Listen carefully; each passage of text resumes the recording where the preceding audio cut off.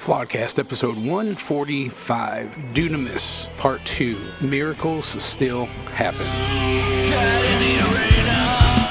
God uses broken things. It takes broken soil to produce a crop, broken clouds to give rain, broken grain to give bread, broken bread to give strength. It is that broken alabaster box that gives forth perfume. It is Peter weeping bitterly who returns to greater power than ever. Vance Havner.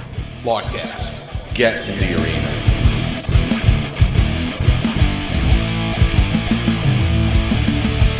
Good morning, good afternoon, good evening, our esteemed Flawedcast Nation. Just want to thank everybody for tuning in. I am doing this one solo today. I have something on my heart to share. We will be back, Carl and I will be back next week in our regularly scheduled BAT program, BAT time, same BAT station. But before we go any further, I just want to ask you guys to share. This is a companion piece to the episode that came out last week about Dunamis. I'm going to get into in a minute here what happened and what this is all about. But what we need to do and what we're asking you is to share. Please share these episodes with people. You can find us anywhere podcasts are. Flawedcast, Flawedcast CLE. We are on Apple, Google Play, Spotify, Breaker, Anchor.fm. You can find us on Rumble under Flawed Inc. We are on the Project Mockingbird social media, Facebook, Twitter, Instagram. We are on Getter, Gab, and Parler under Flawed Inc. There is a link below. You can get a copy of my book, Smith's Heart of Man Repair Manual. And I just appreciate you picking that up. Certainly will help. And all proceeds will go for me working on my next book, getting that edited, and all the stuff that's entailed into that. Our email is flawedinc@gmail.com. And I just wanted to encourage you, if you have any questions, comments, concerns, definitely send it to us there. Also, if you'd like a copy of the book, and times are getting tight, purse strings are getting tighter, and I want to sew into people, send us an email, flawedinc@gmail.com. I'd be more than happy to send you a PDF version on the house. But that being said, I'm just going to kind of get right into things. And there were some things that happened this week, last couple months preceding. But we talked about in the last episode, Dunamis, which is the old-timey word, if you will, where we get dynamite or dynamic. It is a source of power. And in the episode, we were just reviewing the need for people to get back to relationship with the Almighty that produces and cultivates His power in our lives and in our communities and the lives of people that we love. And I just want to take this episode, I will be as direct, I will be as simple as I can, as I normally am. And I just want to share something, like I said, that last couple months has been happening, and I can tell you a miracle happened in my life. And I don't really usually get into private, personal stuff. I normally don't even tell the people closest in my life until I have to, or at least I feel comfortable, because just my process, it's not a personal thing. It's just I process things differently and slower than I guess most people do. But before I go any further, I just want to share a scripture. This is Psalms 118, verse 17. This is what it says in the New International Version. It says, "I will not die but live, and will proclaim what the Lord has done." I want to read that in the Amplify because I'm a big fan of that version. It says, "I will not die but live, and declare the works and account the illustrious acts of the Lord." And I wanted to share that today because last couple months, I've been having some issues, and after a couple months, my wife's like, "You should go get that checked out." So I went to the doctor, which honestly, what I thought was just kind of a regular routine visit. And you guys, I've shared my, I guess, testimony with things before. I am legally blind. I've had numerous surgeries. I've had over dozens of laser eye surgeries. I had a gastric bypass that went bad. I ended up over 2 weeks in the ICU. I've had a transplant. I had to go back a couple times with that because it rejected a few times. just, I don't know. For me, I guess it's commonplace, but for a lot of people, it's a lot. It is a lot for me at times. But the most compelling thing that I would just want to share right now, and the reason for bringing this up, is that in November, I got news that I had massive blockage in two of my main arteries in my heart, the widowmaker, and then the other one that carries a lot of the blood. My number was a 3750 regarding the amount of calcium, the amount of plaque built up in my heart. My understanding is a 400 is dangerous. But mine was 3750, and my primary doctor, who initially ordered all these tests, and I got a CAT scan, EKG, stress test, whatever, all the stuff, all the blood. They took, probably a couple liters of blood from me doing the blood work, so on and so forth. And this is what they came up with. So she was alarmed. She had me go see a cardiologist. Makes sense. And the cardiologist was very, very alarmed. And long and short with that, told me that I would need stents. And for those that don't know what that is, basically they go into your heart, kind of look what's going on, look at the blockage. They kind of, lack of a better term, they try to roto-rooter it out. They'll take like a balloon type thing if they're going to put a stent in, and they'll blow up the balloon in your artery. They'll mush some of that plaque, some of that calcium buildup down, and then they'll put a stent. And the purpose of the stent is to enlarge the artery so that blood flow can come in and out more easily. In that process, there are some drugs that you're going to be on, and I'm already on a bunch of drugs. I'm on drugs for, my anti-rejection medication for my kidney transplant, diabetic drugs, just, a lot of stuff. And through this, I should say that my numbers were fine. I had a little elevated protein in my blood, but there wasn't anything in that regard that was super cause for concern. On a side note, if you're not feeling well and you think you might have some kind of issues, as painful and as scary as it might be, I wholeheartedly recommend seeing your doctor, going through the test, and getting checked out by the proper people. So I saw the cardiologist, and she was basically like, hey, this is the deal. You're going to have these done. And at that time, I just kind of started freaking out. Now, the thing that was really concerning to me is that in this process, with me being legally blind, one of my eyes is completely blind, and the other one I have about 20/50. So I'm not able to drive. I have really no depth perception, no peripheral vision. I just kind of see right on. If you want to know what it looks like when I see things, what I'd recommend doing is taking your two hands, putting them together, making kind of like a telescope thing, and looking through that. And that's usually what it is that I see on a moment-to-moment daily basis. So that being said, she told me I would have to be on blood thinners for about a year. And the dangerous thing for a person in my situation, with weakened vision, with all the stuff I've gone through, is that when you're on a blood thinner, it's obviously thin your blood. And, I'm rather accident prone, so, any time of the day I can I got to scrap. Oh, I got to scrape. When did I nick my hand open, so on and so forth. And it just kind of happens because, like I said, I'm accident prone. And the problem with that is that being on the blood thinners would cause an excessive amount of bleeding. The bigger problem with that is it would endanger my vision, because if my eyes started to hemorrhage, the blood would obviously, much like it would if I cut my arm, there would be more bleeding, be more susceptible to loss of blood on a cut of my arm. If my eyes were to hemorrhage, it would be a similar scenario. So I talked with my eye doctor, who literally is one of the best in the world, and I've known the man for 18 years. And he basically at that point told me my decision was get the heart stents or lose my vision. That's really not a good choice for me, because I have fought hard to keep my kidney for my transplant in good condition. I've fought really, really hard for almost 20 years to make sure I can maintain the quality of vision that I still have. And honestly, the thought of living a life where I can't read my Bible, I can't read, I can't see my wife, I can't watch my dogs play, I can't go on walks, I can't go to record stores, go see movies, which might sound like minute, trivial things, but it's a quality of life thing, and it's things that are important to me. I decided that if that were the case, if I had to choose between my eyes and the heart surgery, I would choose my eyes, because I didn't want to be a burden to my wife, my friends, so on and so forth. And I might be weird, but I am not afraid to die. Death to me is just a part of life. Not that I don't want to be morose, I don't want to sound away, but the Bible says in 2 Corinthians 6:8 that to be absent from the body is to be present with Christ. And honestly, on any given day, twice on Sunday, that's where my heart longs to be anyway. So for me, if I die, I lose.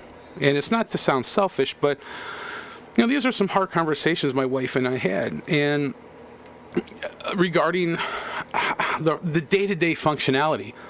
I wouldn't be able to take out the dogs. I wouldn't be able to do, just think of the most minute thing that you take for granted in your life, and not be able to do that, and solely rely on somebody to either help you or to do it for you, and increase of doing the other regular day-to-day chores on that person, and it's just something I didn't feel was fair, nor did I want to burden upon my wife or anybody else in my life. So after further discussion with the cardiologist and my eye doctor, they came up with a plan that I'd be able to do this and it would have minimal effect on my eyes. So it wasn't 100% comfortable, but we decided to move forward. Long story short, this episode's coming out on Friday the 20th. Literally a week ago, on Friday the 13th, I went in for this procedure. And I'm going to just give you the Cliff Note version and try to fill in as many blanks as I can. We got there, and the doctor, everybody was great.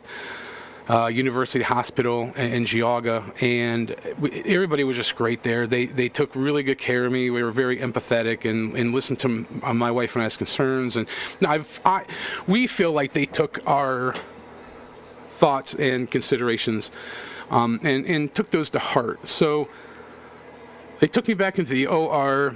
They got me prepped, which is a fun thing to go to anyway. All the shaving and all the tying you down to the operating table, then putting tape all over your body. And it just, if you've never experienced it, I hope you never do, but it is a procedure. Nonetheless, I was in twilight. They gave me a local in my arm because they went through my wrist, and my arm and my wrist was numb. And they gave me some gas to breathe. It's kind of like Lethal Weapon 4, when they're at the Uncle Benny's, and they're all getting high on the laughing gas. It was kind of like that sort of thing. I was still coherent, but they call it twilight. Anyway, doctor came in. He said, "All right, Bill, are you ready to go?" And I said, "Yeah." And there's this weird thing for me. I feel like I've been in the OR so many times. It's like, I just took a deep breath and I said, "Okay, God, here we go again." And to me, and there's whatever the time length was, to me, once he started, it seemed like a very short amount of time. I felt pulling on my arm. I felt, twisting on my wrist. This, I felt he was putting needles in and things like that. And what they did, they did a catheterization of my heart. Took a bunch of pictures first, because that's just what they do. They want to know what they're looking at, know what they're getting into. And it seemed, honestly, about 2 or 3 minutes to me. And the doctor said, "Okay, we're good. You're all set. You're good. And I'll be in the recovery room to talk to you and your family very soon." And I just, like I said, it was like 2 or 3 minutes. And the doctor, I'm like, "Wait, come back." I'm yelling at this guy, like, "You're not done. I'm not going through this again. I'm not going through this procedure again." So they get me all cleaned up. They, take all the tape and blankets and all this stuff off and wheel me back into the recovery room. And I'm just like, what's happening? What's going on? And the thing that was really concerning to me and my wife is that, there's only basically a curtain between you and your neighbor and those kind of things. And we heard the doctor say to our neighbor, like, hey, we just went in, basically did the same thing I did. They did a cath, they looked at everything, took pictures, and it was like, all right, we're going to have to do, I think it was like triple bypass for this guy. They're going to, open his chest up and this and that. And we were just kind of like, okay, are they going to, is this what's going on? Is this worst case scenario? So the doctor eventually came back and he said, verbatim, he goes, I am absolutely befuddled. He goes, you have no blockage in any of your arteries. Your heart is fine. He said that if he were a betting man, and based on his experience, that he thought he would have had to do a multiple bypass surgery, which basically means he'd have to crack open my chest cavity and do open heart surgery on me because the numbers were that bad. Everything that they saw on the CAT scans and the tests, the EKGs, whatever, was to the point where he thought he was going to have to do this really invasive surgery. But when he told us that he couldn't explain it, he was just befuddled because there's no blockage in any of my arteries. My heart is good. My heart is strong. That there was some plaque and calcium, but it was on the outside of the heart that I'm already on medication and just lifestyle change. That's going to dissipate. It's just going to go away. And hearing that and being there, and my wife was there, and my Aunt Barb was there. Our longtime listeners will know Aunt Barb, but I was befuddled. I was taken back because in everything I shared, you have to realize, or if you don't already know, like I'm like that worst case scenario person. When I had my gastric bypass, which is a very invasive surgery, they said it's going to take an hour at the most, and it ended up taking 10 hours.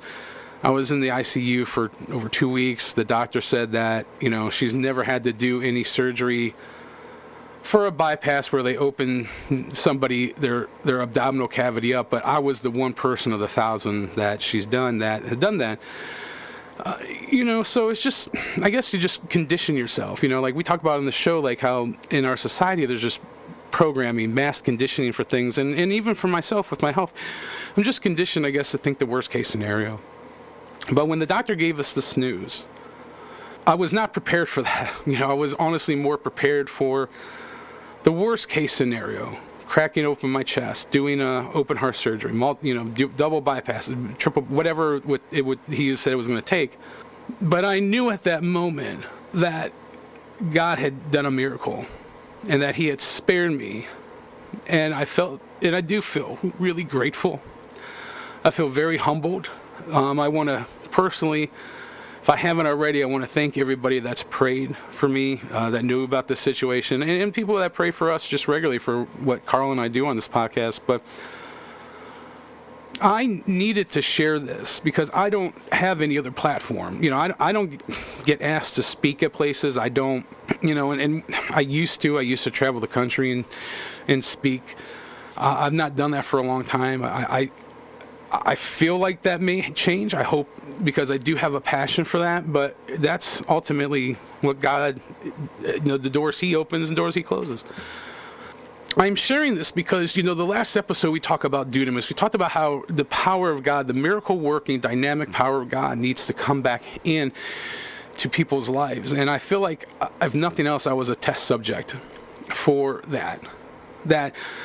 And having talked to 3 doctors, having gone through this liturgy of tests that everybody, the surgeon included, my cardiologist included, was looking at it as a worst case scenario for me. But God, in his extravagant mercy, looked upon me and said, wow, I got a different plan. I want to befuddle, according to what the doctor said, the surgeon, I want to befuddle mankind. I want to befuddle those who are in Bill's life and show that I am the Lord that heals you. God created us. He heals us. That's why I had such a hard time with all the churches and stuff locking down during COVID, because God created us. He can heal us. He can knit us back together emotionally, mentally, and physically. And I wasn't aware of any other opportunity I would have to share this, and I haven't even, really told Carl I'm doing this yet. But he'll find out. I don't think he'd care, because we need to give practical examples of situations that we talk about, that this is happening. There is no logical explanation. I should probably still be in the hospital now, even as I record this. But I'm so grateful and humbled and thankful that God said, no, I'm going to do this in his life, undeservedly. Admittedly, I'm a wreck. But what I want to share and what I want to offer is a thanks and praise and gratitude to Christ, to Jesus, and for doing this. And I want to encourage people that things may not be happening in the churches, but they're happening in the operating rooms. They're happening on the streets of America. They're happening in the houses of people who are just simple in faith enough to believe that God heals and God does miracles and God still speaks and God still, puts together broken people. And that's why I love that quote. Everything that's broken, God uses and comes together for his purposes. And I just wanted to take this time to share this testimony, at least for you hearing right now, knowing that he who is no respecter of person can do something miraculous like that in me, can do something miraculous in you, our esteemed Flawedcast nation, Flawedcast listeners. I personally, and I ask all the time, and I really mean this, but this personally, I believe that there's people that need healed. There's people that need encouraged. There's people that need to be strengthened. There are churches full of people in America that do not believe that that God still works. They believe there's been a dispensation of miracles and this ceasing of the Almighty speaking, and they have this almost deist theology of God, that he's just kind of like in that old timey Clash of the Titans movie where God is, or the gods in that one are there, but they just move people around and like chess pieces and just see what they do. But that's not the case, certainly for me at least, and I know for you. But God is intimately involved in our life. He cares about the most minute detail, and he is there. He's in the midst, and we don't go through these things alone. And I wanted to take an opportunity to share this because I've prayed for people. I've seen God speak through people. I've seen healings of a miraculous nature. I've just a lot recently seen families and marriages being healed and put back together. But I don't know that I've been a recipient of a miracle like this ever. And for me, I just felt I needed to, but I wanted to share and publicly thank God and thank Jesus and thank all you who've prayed and been there for what God did. And I've received a lot of confirmation from those really close to me in the days following about changes coming in my life, and it's certainly in the getting married in October, buying a new house and moving in November.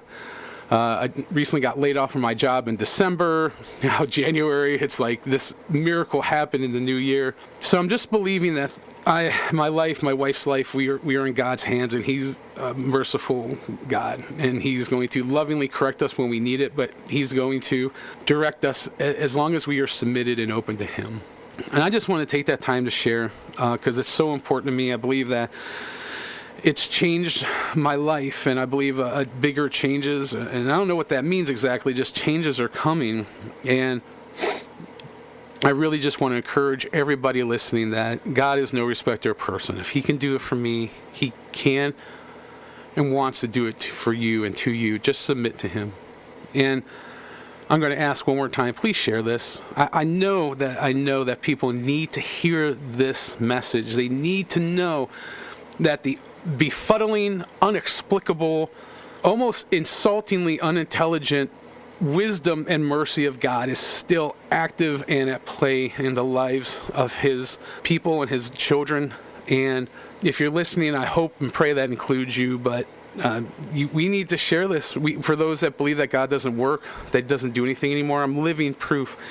I'm a living testimony that does. My arteries should have been clogged. I should have been in a place where, like I said, for probably a week or so, if not more, knowing me, I've been laid up in hospital in just recovery, but I'm not. I'm out. I'm walking around. I'm, working on my house, recording this episode of the podcast, doing things, and that's just a testimony to God, to his greatness, his mercy. So share this because I believe that there's people that need this encouragement. They need this information. They need to know that there are people that they have access to, that are in their life, that aren't some far off distant place, that God tangibly still is working on the earth. And despite how dark it is, despite how maybe seemingly hopeless it is fighting against this tide of evil, that God is still working in people's lives, that Christ is the light of the world,